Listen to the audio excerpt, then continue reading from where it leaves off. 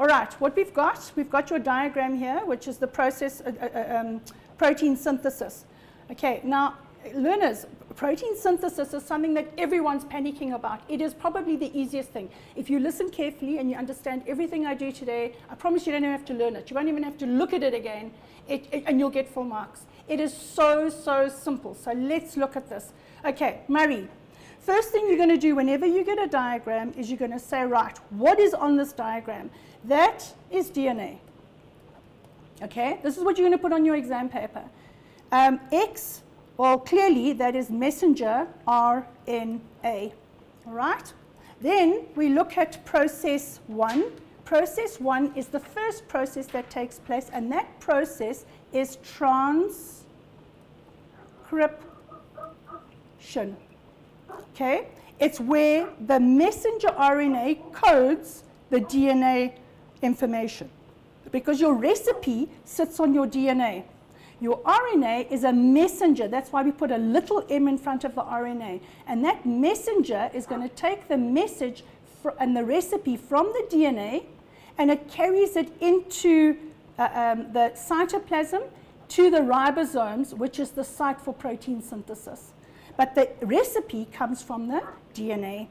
And then, you've got your nuclear membrane, these holes are your nuclear pores, and then here, what do we have? This is an organelle, and that organelle, Y, is your ribosome. Okay, it's a little thing that is inside the cell. And these little guys here, those are your transfer RNA. Now, the word transfer tells you, they transfer things. Your RNA carries amino acids. That's these little round guys here. So your amino acids, and your amino acids are floating around from, when you eat, your proteins get digested. The amino acids, which are basic building blocks of proteins, are in your blood, and they will then be absorbed into your cells by diffusion. And they float around in the cytoplasm. And as your cell needs protein or amino acids, it will pull them because they're floating around in their little basic monomers in each cell. Okay, so that's where your proteins go. And that's why proteins are so important, because people, all cells, all hormones, except your sex hormones, which are made only of fat, but all cells, all hormones except sex, antibodies and enzymes are made of protein. So you've got protein happening everywhere to make these proteins. Your amino acids, remember the bonds? The bonds of an amino acid, what are they called? They're called peptide bonds. And those peptide bonds will cause all the amino acids to join together and form segments of protein. And all of them together end up combining to make a protein. Process 2 will be translation.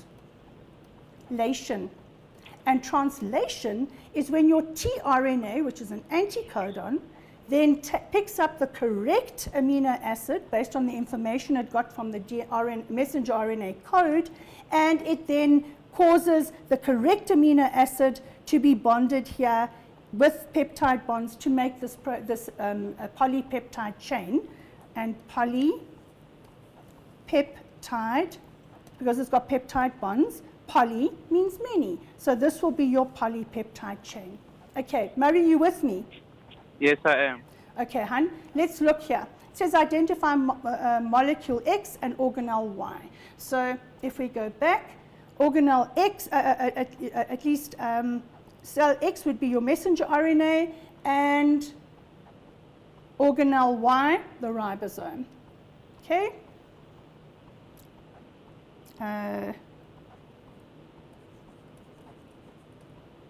And molecule, because remember it's a molecule, and organelle Y is the ribosome. Okay. Name and describe process 1. Okay, now it's transcription.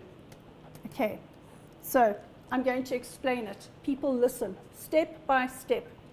In transcription, you have your DNA. Now your DNA is a double helix structure, And that double means 2. Helix structure, helix means it's twisted. So your double helix DNA unwinds and it unzips. When it unzips, it's those weak hydrogen bonds that hold the nitrogenous bases together break. And as they break, we now have 2 strands of DNA. One strand becomes the template for your messenger RNA codon. And the messenger RNA codon will use the free RNA that float around in the nucleoplasm, in other words, in the nucleus, in the nucleoplasm, and it attracts those RNA nucleotides to form the codon, or the messenger RNA, which is a codon. It codes on. And the result of that is that you have the code from the DNA strand to then make a protein, or to code for protein synthesis. And that's where your marks are. So transcription is one mark, and then you've got your double helix DNA unspirals, unzips when the nitrogenous bases are broken. Okay, those weak hydrogen bonds between the nitrogenous bases are broken. What happens then? Your messenger RNA will code using free RNA in the nucleotides in the nucleoplasm, okay, and they will then form or code to the DNA with complementary bases to the DNA, and that will form your messenger RNA codon to code for a specific protein. Those are where your marks are. Okay. Then, Murray, it carries on, and we've got 3 minutes. I'm going to go through this very fast. It says this information is, again, it continues on your DNA, and it says hemoglobin. Now remember, heme is iron, globin is protein, and your hemoglobin form what we call a conjugated protein. Okay? Because it's iron and protein that are joined. So your hemoglobin, and what does hemoglobin do? Come on, you must know this. You have to know it. You did gases exchange in grade 11.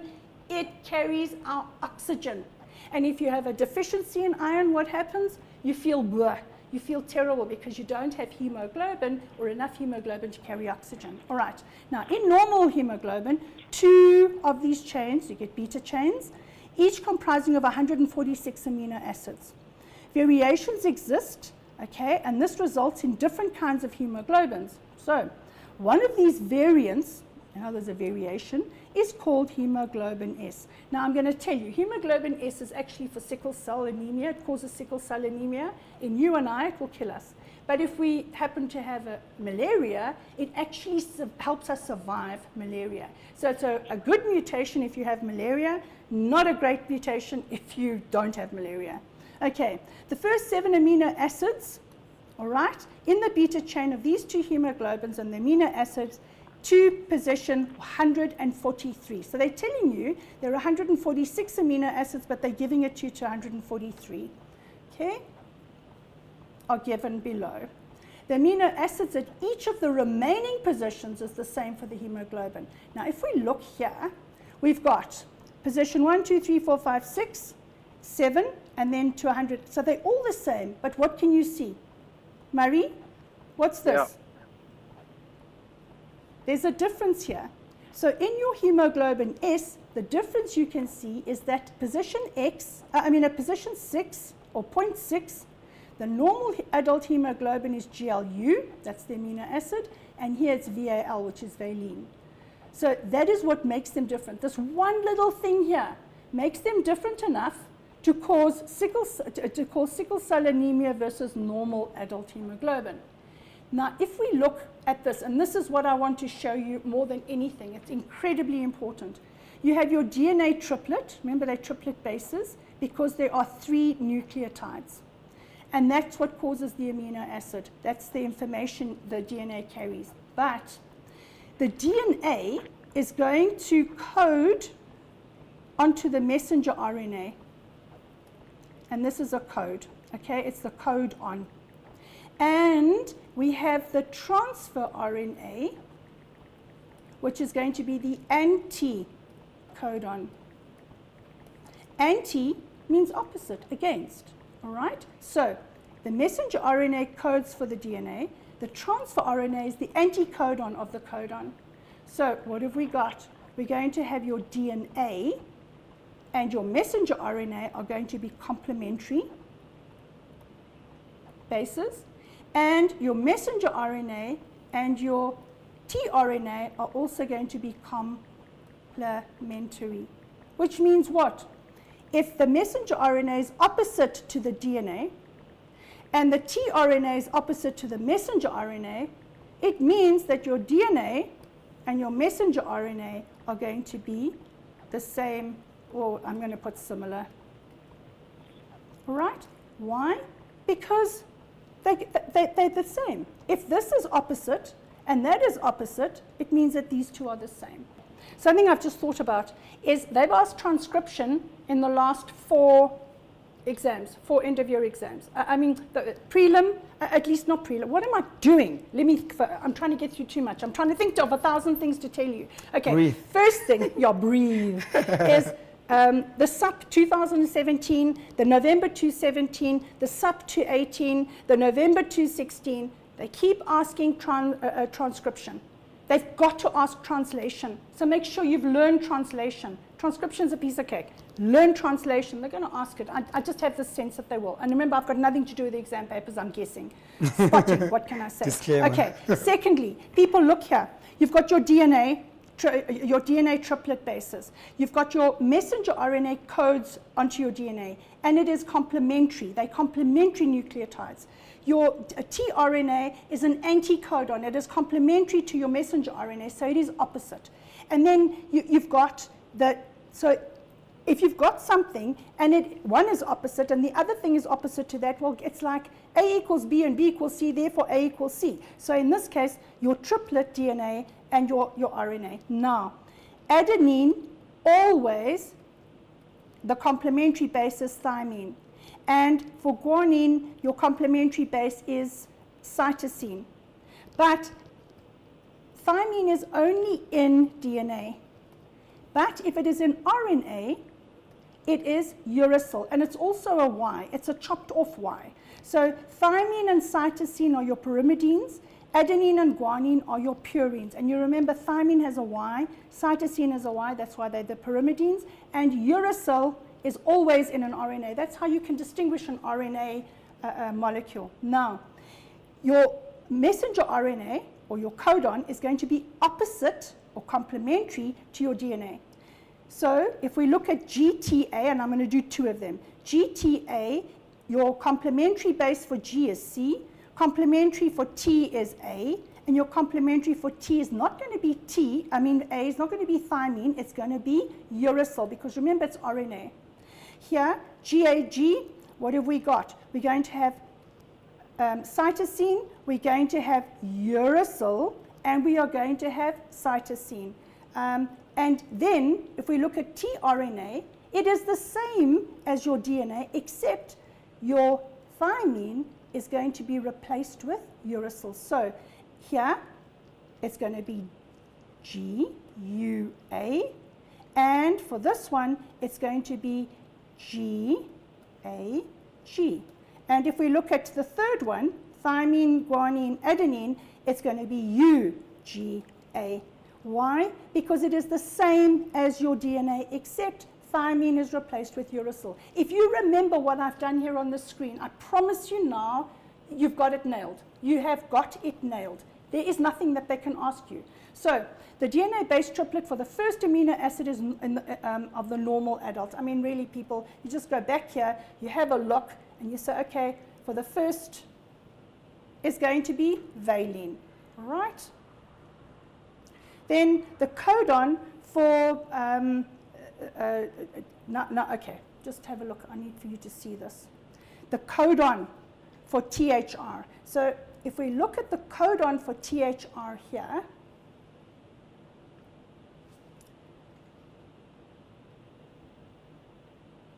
THR, the DNA is TGA.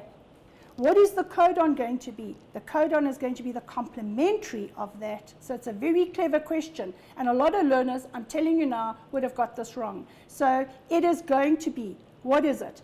A, C, U.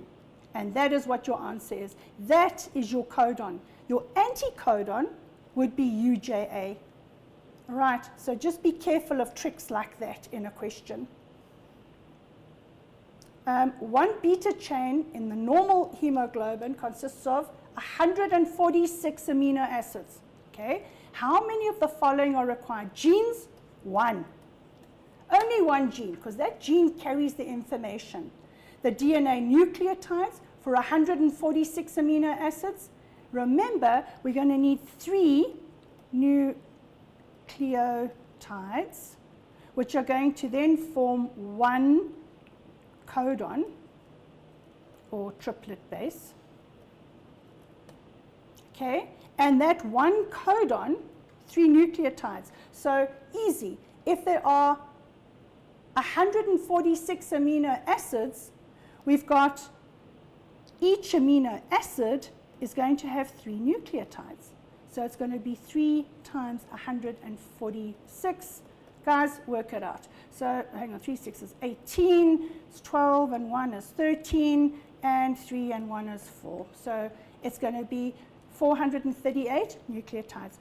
Anticodons, so if the codons are going to be 146 for your amino acids, it means that your anticodons are going to be 146. You see how easy that was? Just be careful of codon versus anticodon. Hemoglobin S is a mutation of normal hemoglobin. Explain the mutation that resulted in hemoglobin S. If we go back to our question here, it actually gives us all the information. So you're going to say that at 0.6 on the beta chain for the hemoglobin, the normal hemoglobin GLU was replaced with VAL on hemoglobin S. And that's your 2 marks. Got it, finished, done, ovus cadavers. Murray, are you happy with all of this? He's watching from home. Oh, is he watching I told from him home? to watch, yes. We cut the call. Okay. Murray, I hope we helped you, and I hope the other learners out there actually understand this. I just want to quickly go through this again, just the process of protein synthesis. Here, what you are going to see. Your DNA, okay, during transcription, that DNA double helix bond unspirals, it unzips as the bonds, the weak hydrogen bonds between the nucleo, oh my goodness, I'm actually going break. Those weak hydrogen bonds break, okay? What do we end up with? We end up with 2 strands. One of those strands forms a template, and your messenger RNA will code onto that DNA strand, and with complementary bases, which it collects from the free-floating RNA in the nucleoplasm. And it then will code, it uses the DNA to code for protein synthesis. How does protein synthesis work? We have our DNA triplet, okay? Triplet tells you that there are 3 nucleotides. We only have 4. We have purines, or adenine and guanine, and your pyrimidines are thymine and cytosine, and we have uracil only in RNA. Thymine is only in DNA. So if you see a T, you know it's a DNA triplet. If you see a U, you know it's RNA. Okay, your messenger RNA codes for the DNA, and remember they're going to be complementary bases. They have to be complementary. All right, so it's going to be adenine to uracil and guanine to cytosine. When we have tRNA, that is your anticodon, and your anticodon is going to be opposite. It's going to correspond to your messenger RNA, so it's going to be the opposites. So if we have cytosine here, we're going to have guanine. If we have adenine, we're going to have uracil. Again, because it is RNA, okay? And if you honestly don't have to even think about this, because all you do is you look at what the DNA is, and you replace your T's, your thymines, with U's for uracil. And if you can remember that, people, I promise you now, it's a piece of cake. As far as translation is concerned, translation, your tRNA is an anticodon. And the tRNA has an anticodon. And what it does is it carries specific amino acids. So where does it get the information for that? It gets it from the messenger RNA at the ribosome site. So the messenger RNA arrives there.